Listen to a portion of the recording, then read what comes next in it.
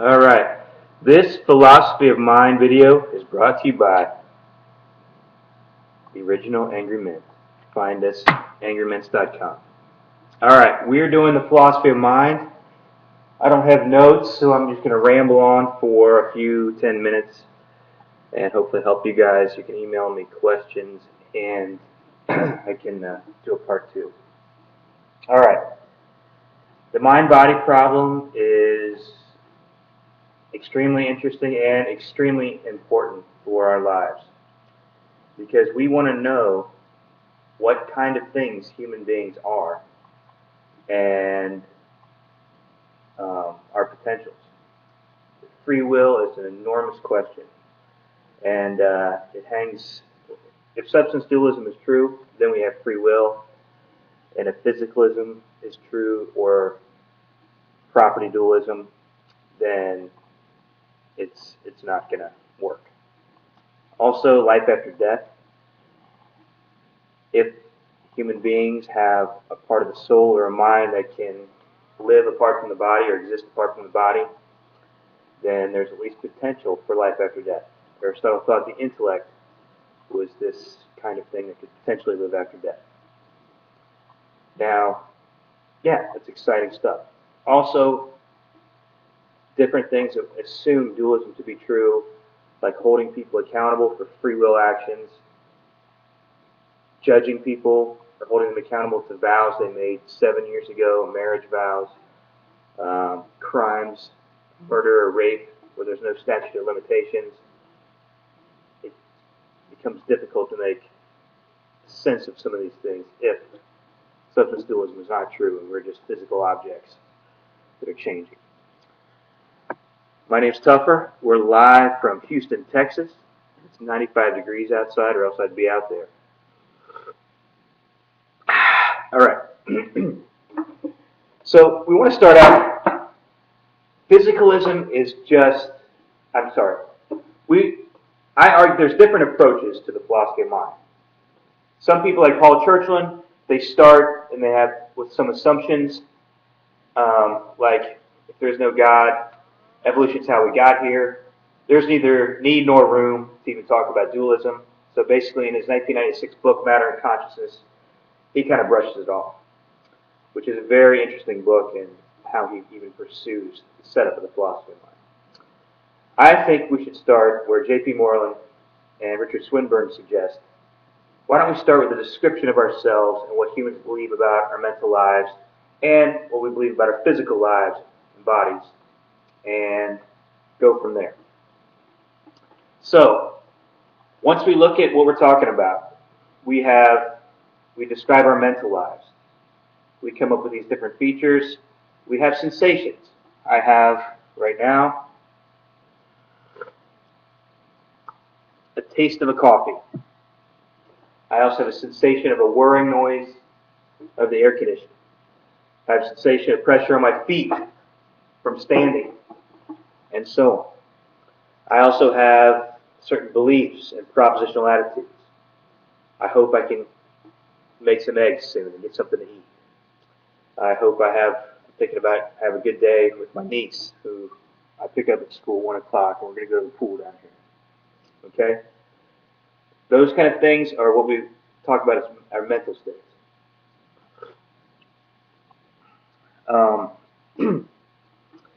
So the core mental states when we describe our mental lives: sensations, thoughts and beliefs, which include propositional attitudes toward those things. Desires. I have a desire to fulfill my need to eat something. And willings. Willings, example of just purposing, which is different. So I'm intentionally thinking about grabbing the coffee. So picking this up involves a purposing or a willing, which is different from just a mere belief or a thought or a sensation. Okay, so if you want to try this at home right now, you can think about describing your own mental states at moment right now, T1, and write them out. Okay?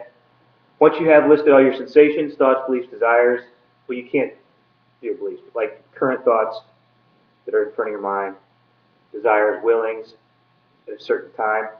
Then you can ask yourself, okay, what do I do with these things? Okay? But hold off on that. Also, we assume the external world exists and that our physical bodies are real.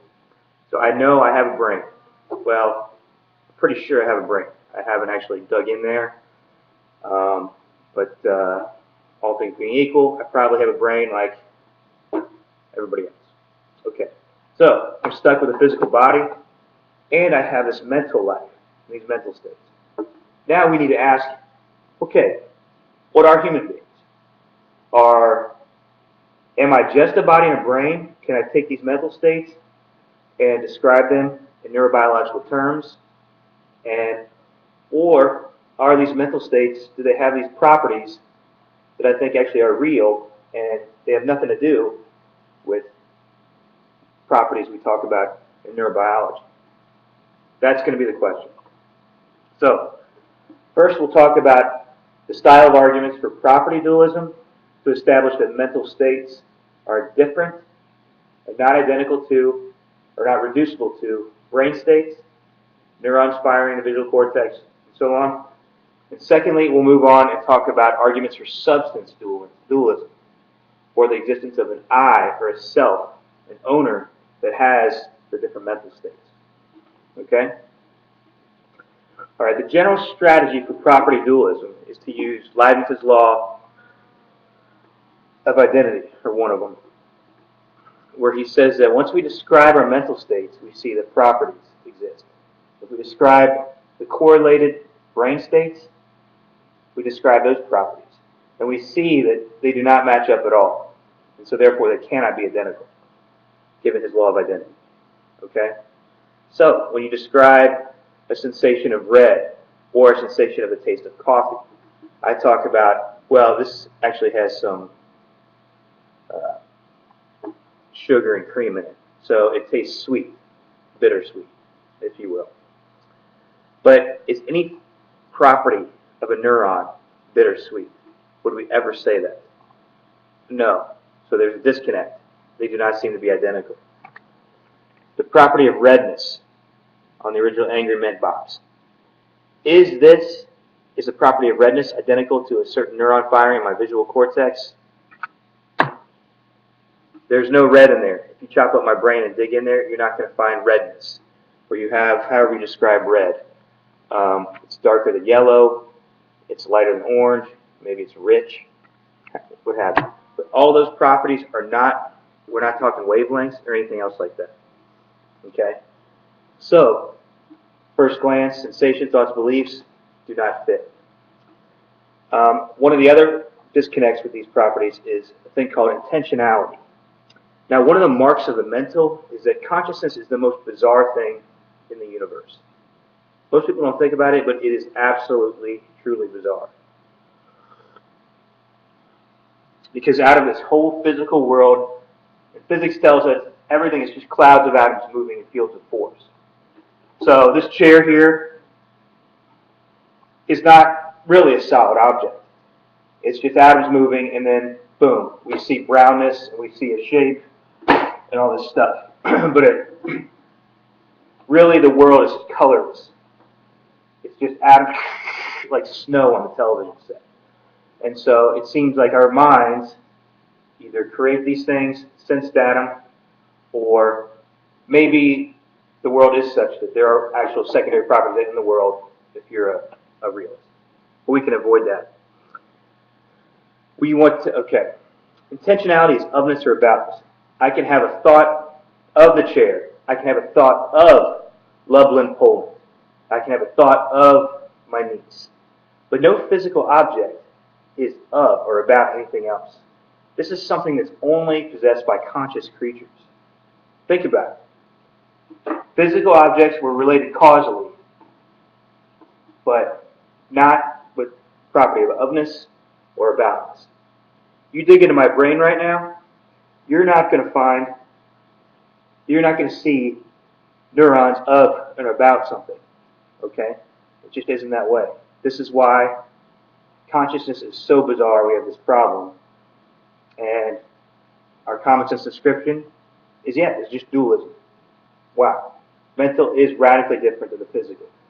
They're constantly correlated, always connected, but while we're in these bodies at least, but they are different. At least the property dualists will argue from our descriptions and Leibniz law. Okay. The existence of secondary qualities is another one of these things. Secondary qualities are things like tastes, colors, sounds, and these kind of things. And if these things exist, remember, as physicists tell us, the world is just clouds of atoms. But wow, our experience seems to say that, look at all these colors, this and this and this and this. So, very different. Existence of secondary properties, intentionality. These things are marks of the mental. And given Leibniz law, these are very different than brain states, even though they're connected. I'm not going to see red unless certain neurons are firing in my visual cortex. Okay? If I have that damage, I'm not going to see red anymore. But still, just because things are constantly correlated does not mean they're identical, as the physicalists will say. Just like the properties of trilaterality, having three sides, and triangularity, having three angles, those are always constantly correlated, but they're different properties. They're different properties. So if you get rid of trilaterality, you lose triangularity, but they're different. They're not identical. Same thing with mental states and brain states. So the dualists will argue from our description of ourselves. All right.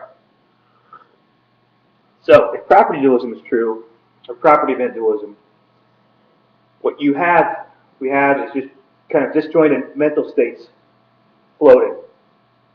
And the question is, wait a minute, is that really true? Maybe there is an organized center of consciousness, a self or an I, that possesses all these different mental states at a given time. This is substance dualism. And this is what our common sense experience tells us, which we might have to get rid of, but at least first glance, when we describe our mental lives, we are substance dualists. I believe that there's an I that not only exists through time, I endure through time. I am the same person. I'm not a clone, a physical clone of little Tuffer who was in kindergarten at Mumford Heights High School, or elementary school. My body has changed. I've bloomed up. I've gained 190 more pounds. I think about totally different things. But even though my mental life and my physical bodies have changed, it's still that same center of consciousness that persists through time. That's our awareness. I walked in the door 15 minutes ago after dropping my niece off. I had a whole host of mental states, thinking about doing a video, and physical states. My physical states have changed. I've had a couple ounces of coffee and gained a little bit of weight because of it. I'm thinking about different things, but I'm the same person. So, Edmund Husserl, who wrote The Turn of the 20th Century, he gave an example, yeah, we're just aware that we are the thing, the I, the self, that's different than our mental states and brain states. When we walk in the door 5 minutes later, we're aware that, wow, our beliefs, thoughts are changing. But we're aware that we, the same self, is existing through time. And this is our common sense belief and why we hold people accountable. We don't think that that person over there is just a physical clone of another similar self 5 minutes ago. Okay? The problem is, a lot of students have a problem. Physicalism is so counterintuitive to our experience, we can't even understand the view.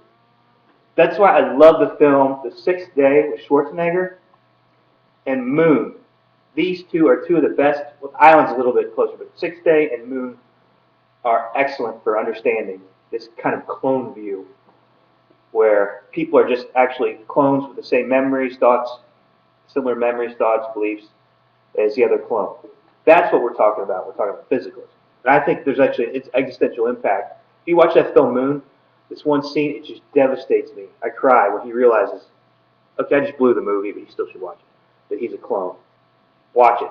All right. Sam Rockwell, one of my favorite actors. Kevin Spacey plays Hal, the computer. Anyway.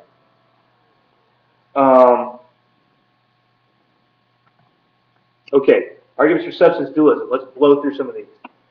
As I mentioned in the beginning, free will. If physicalism is true, we are just our brains and bodies. We are meat machines. And if there's nothing, even property dualism is not sufficient for free will, libertarian agency. There has to be something over and above the physical, because nothing else in nature, this chair does not have free will, this hat does not have free will. Angry men are angry, but they don't have free will. Okay? And you can read more about that or ask me about that. But yeah, you have to have something over and above the physical if you're going to have this power that no other object in nature has. If physicalism is true, we're just physical objects, so we can't have this power either.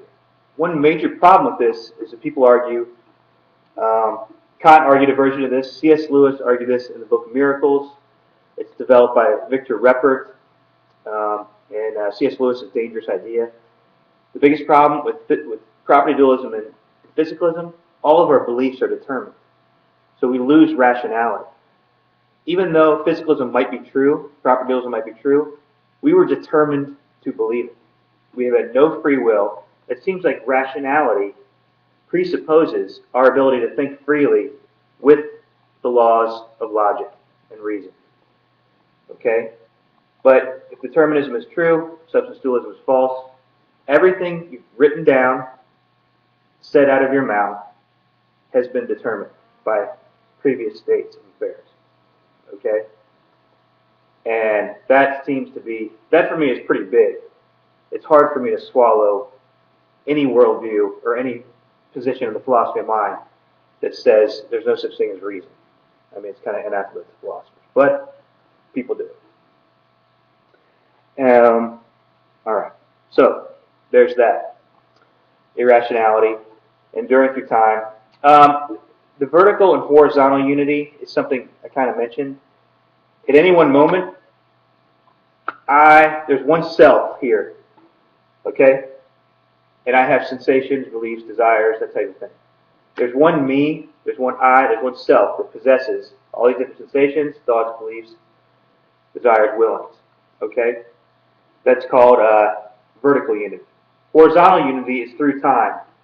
Like I mentioned, Husserl's argument, when you walk in the door, you have these mental and physical states. You come in 5 minutes later, you're aware of different mental and physical states. So there's horizontal unity through time. So it seems we are aware that substance dualism is true, that there is an I or a self that possesses these mental properties that are radically different from physical properties. Okay. Also, one other problem is Geoffrey Medell, a British philosopher, he develops this. Substance dualism, our substance dualism language is all over the place. If you use the word I, me, self, that's substance dualist language. What are you talking about when you say I? Commonsensically, I'm talking about a self, a center of consciousness that has a body, that has mental states. I'm not talking about just this clump of mental states in this 1 minute. I'm talking about myself. I did this yesterday. I am having this experience now. I think I'll do this tomorrow. That's all substance dualist language. So Geoffrey Medell argues that irreducibility or the ineliminability of the first person lexical, the word I and me and you, second person. So, and that's a huge problem. Hume will use the word I all the time, which is substance dualist language, which is something he denied. All right. Third, moral responsibility.